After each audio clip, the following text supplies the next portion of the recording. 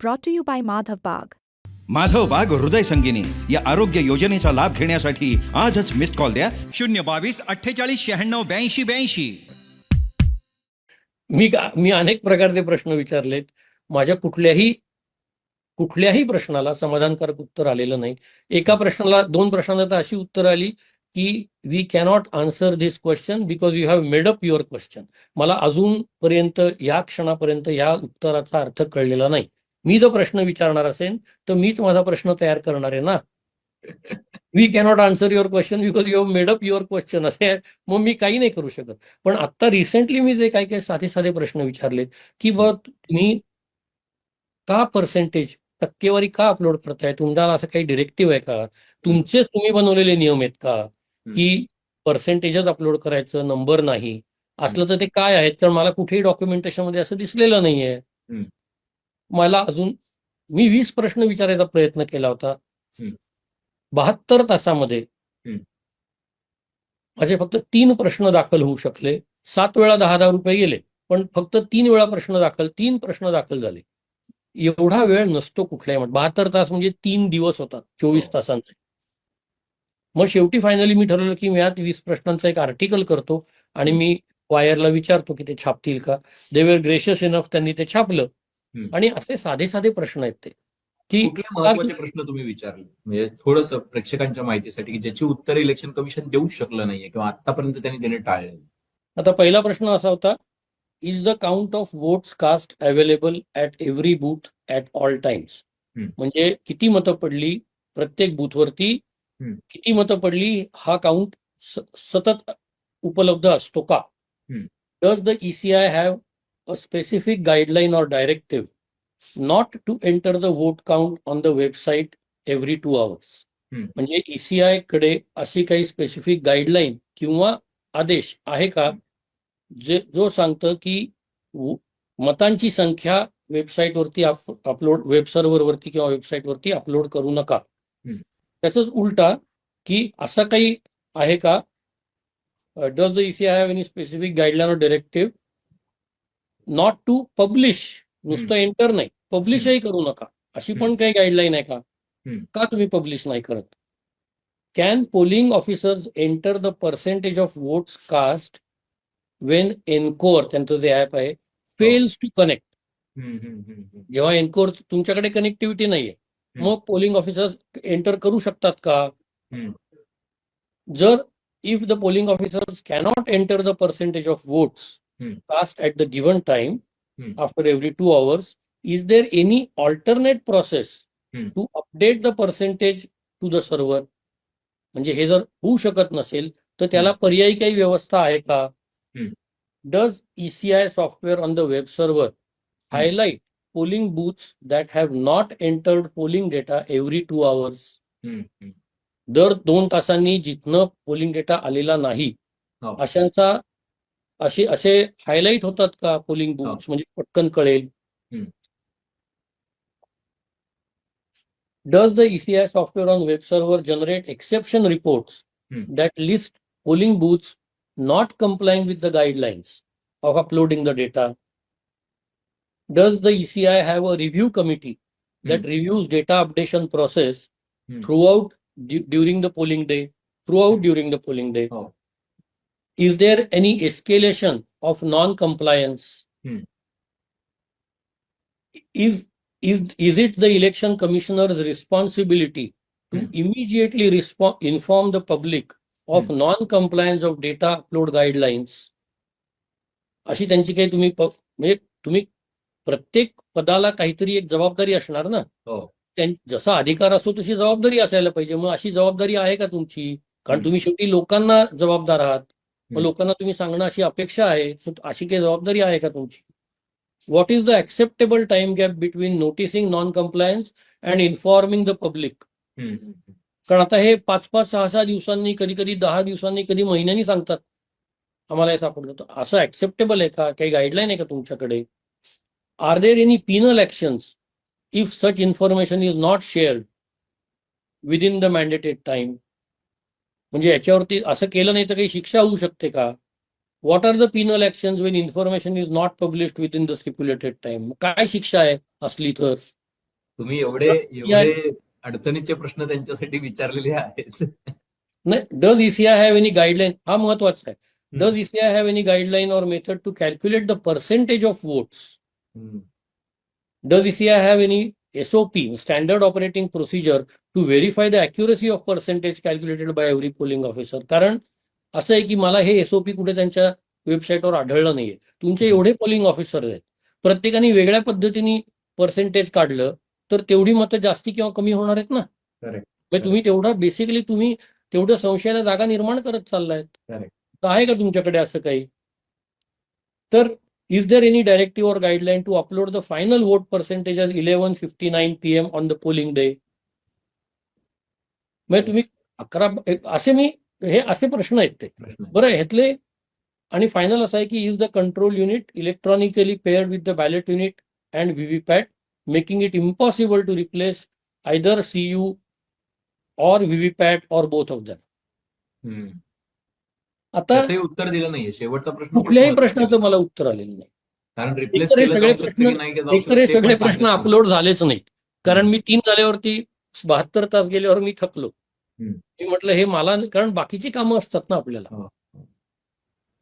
पण पण आता तुम्ही म्हणजे सुप्रीम कोर्टानं कशाच्या आधारावरती मग हे सगळं सांगितलं असं आपल्याला वाटतं की याच्यामध्ये कुठलाही घोळ नाहीये? कारण 2 तासात निकाली लागली याचिका आणि त्यांनी सांगितलं की नाही याच्यामध्ये काही अडचण नाहीये, तुम्ही कॅरी ऑन करा.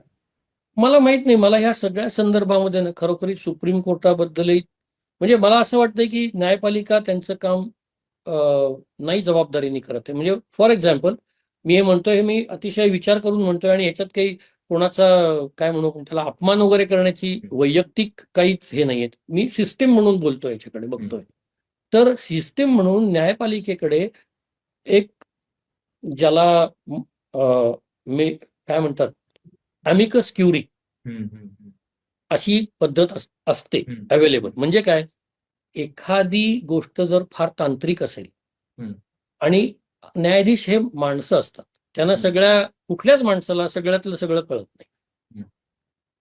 त्यामुळे त्यांना जर असं वाटलं की हे बाबा फार तांत्रिक आहे, तर ते अशा काही लोकांची समिती बनवू शकतात किंवा एखाद्या विशिष्ट ज्ञानी पुरुषाला किंवा स्त्रीला बोलवून त्यांच्याकडनं त्यांची मतं मागवून घेऊ शकतात. त्यांना इव्हन न्यायालय त्यांना गाईडलाईनही देऊ शकतं की आम्हाला असं या पद्धतीने अभ्यास करून हवाय. ईव्हीएम हा तांत्रिक विषय आहे हे कळत असताना देखील भारताच्या न्यायालयाने अमिकस क्युरीची नेमणूक केल्याचं माहिती नाही. त्यांनी ह्या प्रकारे इंडिपेंडंट तंत्रज्ञांची मतं मागितल्याचं मला माहिती नाही. जी कमिटी आहे ते कसं आहे, फूल मीच आणि भुंगाई मीच. मग मी म्हणणारच ना भुंगा म्हणून फूल खूप छान आहे आणि फूल म्हणणार की भुंगा किती चांगला आहे. हे दोन्ही होणारच आहे. तुम्ही असं नाही करू शकत. साधी गोष्ट आहे, एखाद्या कंपनीने गाडी केली, टाटांच्या गाड्या खूप हायली सिक्युअर आहेत, त्यांची सेफ्टी रेटिंग हाय आहे, पण ते सेफ्टी रेटिंग टाटा नाही देत. करेक्ट. ते एनकॅप देतं ना, त्रयस्थ कंपनी. आणि मग लोक आपण त्याच्यावरती विश्वास होतो, हा एनकॅप कडनं आलंय ना म्हणजे मग त्याच्यावर. असं प्रत्येक ठिकाणी असतं. तुम्ही जर ऑर्गनायझेशन्स मध्ये गेलात तर तुम्हाला ISO 9000चं सर्टिफिकेट स्वतःला नाही देता येत. तुम्हाला ऑडिटर बोलवावा लागतो, तो ऑडिट करतो आणि मग तो सांगतो. तो बाहेरचा असतो, त्याचा काही संबंध नसतो. हे सगळं दिसत असताना न्यायालयाने कधीही हे केलेलं की इलेक्शन तुम्ही म्हणता आम्ही अमान्य करत नाही, परंतु एक बाहेरची टेक्निकल कमिटी नेमूया, तुम्ही त्यांना हे सगळं द्या, ते सगळं तपासून आम्हाला सांगतील. हे कॉमन सेन्सला सुद्धा पटतं की नाही आपल्याला. पण हे होत नाही, न्यायालयाने हे केलेलं नाही. आणि आता तर असं झालंय की न्यायालयाने जणू काही सांगून टाकलेलं आहे की ईव्हीएम हा शब्दच आम्हाला ऐकायचा नाही. आमचे कान बंद आहेत, आमचे डोळे बंद आहेत, आमचं डोकं बंद आहे, आमचे हातही बंद आहे. हे करण्यामागे मला हे अन्याय असं वाटतं. हे मी एक वेळ मान्य करतो की तुमच्याकडे 10 याचिका आल्या, त्या सगळ्या 10 याचिका चुकीचे प्रश्न विचारत होत्या आणि त्यात तुमचा वेळ गेला, मान्य करतो, शक्य. याचा अर्थ 11वी याचिका चुकीची येईल असं म्हणणं योग्य नाही. 11वी याचिका बरोबर येऊ शकते. आणि तुमचा वेळ गेला म्हणजे तुम्ही त्यासाठीच बसलायत ना. तुम्हाला पगार का देत आहेत लोक देत आहेत तुम्हाला पगार. Correct. सरकार देते म्हणजे टॅक्समधनं देत आहे ना. तुम्ही पुन्हा जे मी इलेक्शन कमिशन बद्दल बोललो तेच न्यायपालिकेबद्दल. तुम्ही उत्तरदायी कोणाचे आहात? लोकांचे आहात. तुम्ही हितसंबंध कोणाचे जपले पाहिजेत? लोकांचे, पॉलिटिकल पार्टीचे नाही. आज एक पॉलिटिकल पार्टी, उद्या दुसरी असेल, परवा तिसरी असेल. लोक आहेत ना इथे, Correct. आणि ती लोकांमुळेच आहे सगळं जे काय आहे ते. मग त्यांच्याकडे तुम्ही बघायला पाहिजे आणि ते न्यायालय करत नाही. त्यामुळे आता दुर्दैवाने असं झालेलं आहे की खरोखरीच न्यायालय हे लास्ट रिसॉर्ट आपण ज्याला म्हणतो ना, की आता काही नाही आशा बाबा, मी न्यायालयाकडे जातो. तर तिथेही यांनी जर दरवाजे बंद केले तर मग काय आशा राहते? बरोबर. मग आपण प्रगती न करता, म्हणजे खरं सोल्युशन काय आहे? मला माहित नाही तुमचा प्रश्न पुढचा काय आहे, पण मी माझं बोलतो. खरं सोल्युशन काय आहे पुढचं? की हे म्हणायला पाहिजे की ही जी ईव्हीएमची सिस्टीम आत्ता घातली, याच्यामध्ये हे 3, 4, 5, 6, 7 त्रुटी आहेत. ह्या त्रुटी दूर करा. ट्रान्सपरंट, फेअर आणि ट्रस्टवर्दी अशी ईव्हीएमची सिस्टीम तयार करा. ती 5 निरनिराळ्या ज्या संस्थांचा काही संबंध नाही अशांना टेस्ट करायला द्या. हजारो लाखो लोकांना ते टेस्ट करू द्यावं आणि मग ती इम्प्लिमेंट करा. म्हणजे तिच्यावरती सगळ्यांचा विश्वास बसेल. हे म्हणणं ही प्रगतीची पायरी आहे. त्याच्याऐवजी लोकांना असं म्हणावं लागेल, कारण ईव्हीएम बद्दल कोणी ऐकून जर घेत नसेल तर लोकांना म्हणावं लागेल की नको, मग आम्ही बॅलेट पेपरकडे जातो. आणि that will be a very sad day for Indian democracy, असं माझं मत आहे. निश्चितपणे हीच परिस्थिती आहे की लोकांचा विश्वास जो आहे किंवा लोकांचा संशय जो आहे तो ईव्हीएम वरचा वाढत चाललाय. आणि ईव्हीएम वरचा संशय म्हणजे एका भारतीय यंत्रणेवरचा संशय वाढत जाणं, आणि ती बाब लोकशाहीसाठी मारक आहे. आणि म्हणूनच आपला प्रयत्न असा होता की माधव देशपांडे सरांकडून समजून घ्यायचं की ईव्हीएम नेमकं काम कसं करतं, त्याच्यामध्ये त्रुटी कुठल्या आहेत, लोकांना कुठल्या प्रश्नांची उत्तरं मिळाली पाहिजेत, आणि लोकांच्या मनामधल्या प्रश्नांची जी प्रश्न जे आहेत त्याला काही उत्तरं आहेत का, आणि ती कोण देऊ शकतं. त्यामुळं आपला ईव्हीएम बद्दलचं आपलं काही म्हणणं नाहीये किंवा कुठल्या पक्षाबद्दल किंवा कुठल्या विशिष्ट नेत्यांबद्दल आपल्याला त्यांच्यावर आक्षेप नाहीये. फक्त ईव्हीएम ही यंत्रणा जी आहे ती फेअरली काम करते आहे किंवा नाही हे जाणून घ्यायचा प्रयत्न होता. देशपांडे सर, खूप खूप धन्यवाद. तुम्ही वेळात वेळ काढून मुंबई तकशी बोललात आणि लोकांना समजून सांगितलं, कारण हा क्लिष्ट विषय आहे. तांत्रिक गोष्टी त्याच्याशी जोडलेल्या आहेत, त्यामुळे त्या साध्या सोप्या पद्धतीनं लोकांना समजतील, गावखेड्यातल्या लोकांना सुद्धा याची माहिती मिळेल, यासाठी माझा प्रयत्न होता. म्हणून मी तुम्हाला अत्यंत बाळगोत आणि छोटे छोटे प्रश्न विचारले की मलाही समजेल आणि लोकांनाही समजेल. आणि कदाचित त्यांच्या मनात जे काही प्रश्न असतील ते प्रश्न कदाचित या इंटरव्ह्यू नंतर एकतर दृढ होतील किंवा त्यातल्या काही प्रश्नांची उत्तरं त्यांना मिळाली असतील. आणि सगळ्यात महत्वाचं म्हणजे ईव्हीएमचे एक नीट शिक्षण या इंटरव्ह्यूमुळे लोकांना मिळेल. गावखेड्यामध्ये हा इंटरव्ह्यू ज्याला बघितला जाईल त्यावेळेला त्यांना जे नुसतं मशीन दिसतंय, तर ते मशीन आतमध्ये कसं आहे किंवा ते काय काम करतंय आणि त्यामध्ये काय घोळ असू शकतात याचा सुद्धा अंदाज त्यांच्या मनाला येईल. त्याचा जो काही निर्णय घ्यायचा आहे तो निश्चितपणे लोकांनी घ्यायचा आहे. राजकीय लोक आता चळवळ उभी करण्याच्या मागे लागलेली आहेत आणि इलेक्शन कमिशननी गोंधळ दूर करणं अपेक्षित आहे. सुप्रीम कोर्टाने गांभीर्याने या विषयाकडे बघणं अपेक्षित आहे.